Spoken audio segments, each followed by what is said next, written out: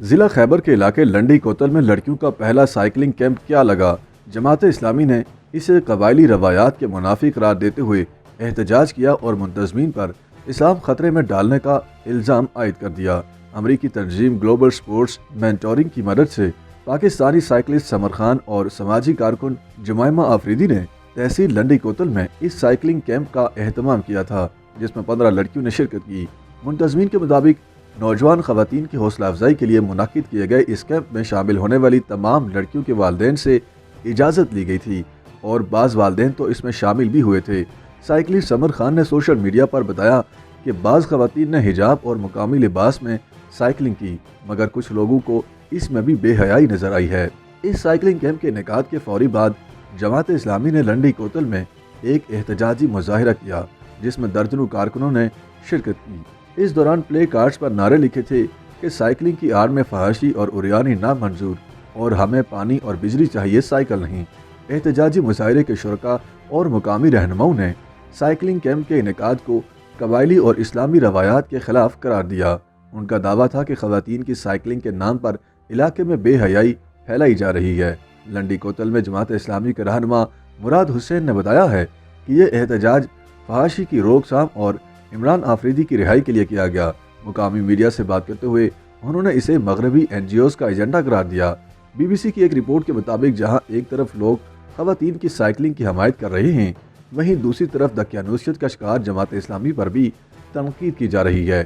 عمران نامی صارف نے لکھا کہ جماعت اسلامی کے کارکنان اور ذمہ داران لنڈی کوتل میں الگ جبکہ کراچی میں الگ معیار کے ساتھ دین کی سرفرازی اور خدمت میں مصروف ہیں۔ کراچی میں میئرشپ کے امیدوار لڑکیوں کے ساتھ کھڑے ہو کر قابل بنو کی مہم چلا رہے ہیں، لیکن لنڈی کوتل میں بچیوں کا سائیکل چلانا برداشت نہیں ہو رہا۔ ادھر فاطمہ کہتی ہیں کہ 10-15 بچیوں نے کل پرسوں سائیکل پہ لنڈی کوتل میں چھوٹا سا راؤنڈ لگایا تو جماعت اسلامی نے ان کے خلاف جلوس نکالا اور برا بھلا کہا۔ حیرت ہے کہ اس پہ بھی اسلام خطرے میں پڑ گیا۔ جماعت اسلامی کے احتجاج کے خلاف خاص طور پر خواتین نے سوشل میڈیا پر آواز اٹھائی ہے۔ صحافی ماریانہ بابر کہتی ہیں کہ لڑکیوں کے سائیکل چلانے پر قبائلی رہنماؤں یا انتہا پسندوں نے نہیں بلکہ جماعت اسلامی نے احتجاج کیا، لیکن ہم نے کبھی جماعت اسلامی کو لا قانونیت یا شدت پسندی کے خلاف احتجاج کرتے نہیں دیکھا۔ منتظمین کو لڑکیوں کی حفاظت کو یقینی بنانا ہوگا۔ سماجی کارکن نگہت دات نے لکھا کہ جماعت اسلامی ملک بھر میں ہر روز بچوں یا خواتین کے ریپ پر آپ کو احتجاج کرتے نہیں دیکھا۔ کیا آپ کو فحاشی صرف اس وقت نظر آتی ہے جب خواتین آزادی سے باہر نکل رہی ہوں؟ جویریہ وسیم نامی صارف کہتی ہیں کہ اگر آپ کو لگتا ہے کہ خواتین کے گلیوں میں سائیکل چلانے سے بے حیائی پھیلتی ہے تو مسئلہ آپ ہی میں ہے۔ فہمیدہ یوسفی نے کہا کہ لڑکیوں کے سائیکل چلانے سے کسی قسم کی کوئی بے حیائی نہیں پھیلتی۔ جماعت اسلامی کو احتجاج سے پہلے سوچنا چاہیے تھا۔ شدید حیرت اور افسوس ہے۔ روحی سدوزئی کہتی ہیں سائیکل اور بائک چلانے میں کون سی بے حیائی ہے؟ کوئی بتائے گا؟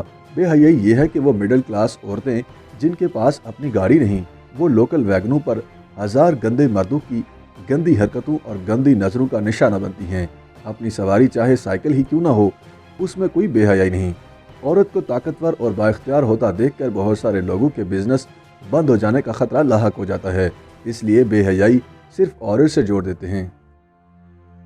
YouTube پر گوگلی نیوز دیکھنے کے لیے youtube.com کی سرچ بار میں گوگلی نیوز TV ٹائپ کریں۔ گوگلی نیوز کے پیج پر سرخ رنگ کے سبسکرپشن والے بٹن پر کلک کرنا نہ بھولیے۔ YouTube پیج پر اپلوڈ ہونے والی ویڈیوز سے باخبر رہنے کے لیے بیل آئیکن پر کلک کیجیے۔ آپ کو ہر نئی ویڈیو کے بارے میں نوٹیفیکیشن موصول ہو جائے گا۔